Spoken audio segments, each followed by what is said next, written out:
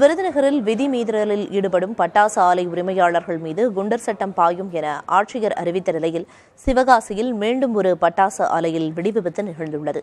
இது தொடர்பான கூடுதல் விவரங்களை வழங்குவதற்காக செய்தியாளர் பிரசன்னா இணைந்திருக்கிறார்.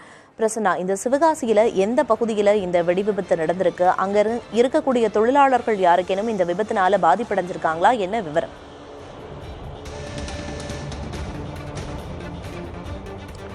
பிரியதர்ஷினி, இன்று காலை சிவகாசி பகுதியில் மீண்டும் ஒரு பட்டாசு ஆலையில் வெடி விபத்தானது காலை வெடி விபத்து அரங்கேறி இருக்கின்றன.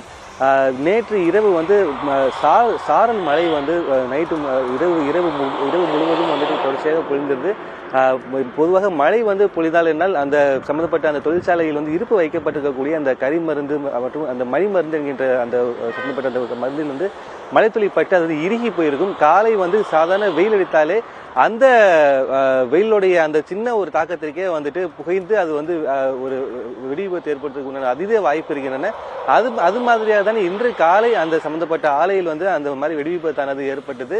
இது கட்டிடம் மட்டுமே தான் சேதமடைந்திருந்தன. மக்கள் அந்த சம்பந்தப்பட்ட அந்த ஆலையில் வேலை பார்க்கக்கூடிய தொழிலாளர் யாருக்குமே எந்த விதமான காயம் எதுவுமே இதுவரை நல்வாய்ப்பாக ஏற்படவில்லை. விருதுநகர் மாவட்டத்தில் விதி மீறி, அதாவது உரிமம் ஆலையை நடத்தக்கூடிய உரிமையாளருக்கு தான் உரிமம் உள்ளது. அவர் அந்த ஆலையை அவர் மட்டுமே தான் அதை பராமரிக்க வேண்டும். அதை போக அந்த ஆலைக்கு உள்வாடகைக்கோ அல்லது குத்தகைக்கோ அவர் விடும் பட்சத்தில் அது மிகப்பெரிய ஒரு விதிமீறலாகும். அவ்வாறு உரிமையாளர்கள் விதிமீறி யாருக்கேனும் குத்தகைக்கோ அல்லது உள்வாடகைக்கோ விட்டார் என்றால் அவர்கள் மீது கடுமையான நடவடிக்கை மேற்கொள்ளப்படும்.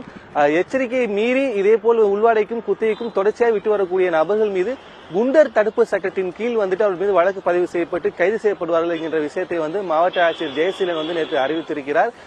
இது போக மொத்தம் சிவாசிக்கூடிய 200 ஆலைகள் இருக்கின்ற அது எந்த விதமான அனுமதியும் இல்லாமல் அதே போல் முறையாக பயிற்சிக்கு தொழிலாளர்களை அனுப்பாமல் தொழிலாளர்களை பணியமர்த்தி வரக்கூடிய 200 ஆலைகள் உடனடியாக தொழிலாளர்களை பயிற்சிக்கு அனுப்ப வேண்டும். தொழிலாளர்கள் மட்டுமின்றி தொழிலாளர்களை வேலை வாங்கக்கூடிய போர்மேன், அந்த போர்மேனை வேலை வாங்கக்கூடிய உரிமையாளர் என அனைவருமே கிட்டத்தட்ட அந்த சம்பந்தப்பட்ட அந்த பயிற்சிக்கு கட்டாயம் வர வேண்டும்.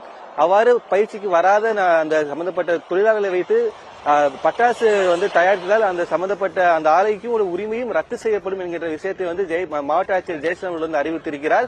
அதே போல் என்ன மாதிரியான பட்டாசுகள் தயாரிக்கப்படுகின்றன, உரிமத்துடைய எண் என்கின்ற விஷயத்தை பலகையில் கட்டாயம் எழுதி வைக்க வேண்டும் என்கிற விஷயத்தையும் அவர் கூறியிருக்கிறார். அதே போல் மரத்தடியில் ஒரு ஆலை இருக்கக்கூடிய அரசு பிரிச்சு கொடுக்கக்கூடிய அந்த கட்டடத்தில் மட்டுமே தான் பட்டாசுகளை நிர்ணயிக்கப்பட்ட அந்த அனுமதிக்கப்பட்ட ஆட்களை மட்டும் வச்சுதான் பட்டாசு செய்ய வேண்டும்.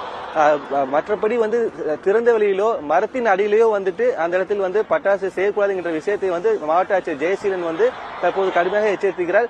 விதி மீறி தொடர்ச்சியாக இயங்கக்கூடிய ஆலையோடைய உரிமையாளர் மீது குண்டர் தடுப்பு சட்டம் பாயும் என்கிற எச்சரிக்கை விடுத்திருக்கிறார். பிரியதர்ஷினி, நிச்சயமா இந்த தொடரும் பட்டாசு ஆலை வெடி விபத்துகள் அப்படிங்கிறது பெரும்பாலும் விதிமீறலால தான் நடக்குது. அதனால ஆலை உரிமையாளர்கள் மேல குண்டர் சட்டம் பாயும் அப்படின்னு ஆட்சியர் சொல்லியிருந்தாரு. அதே போல தொடரும் விபத்துல வரிசையில இப்ப சிவகாசியிலையும் இந்த வெடி விபத்தானது நிகழ்ந்திருக்கு. ஆனா நல்வாய்ப்பாக அங்க தொழிலாளர்கள் யாரும் இல்லை அப்படிங்கிறது ஒரு ஆறுதல் அடையக்கூடிய செய்தி. விவரங்களை வழங்கியதற்கு நன்றி பிரசன்னா.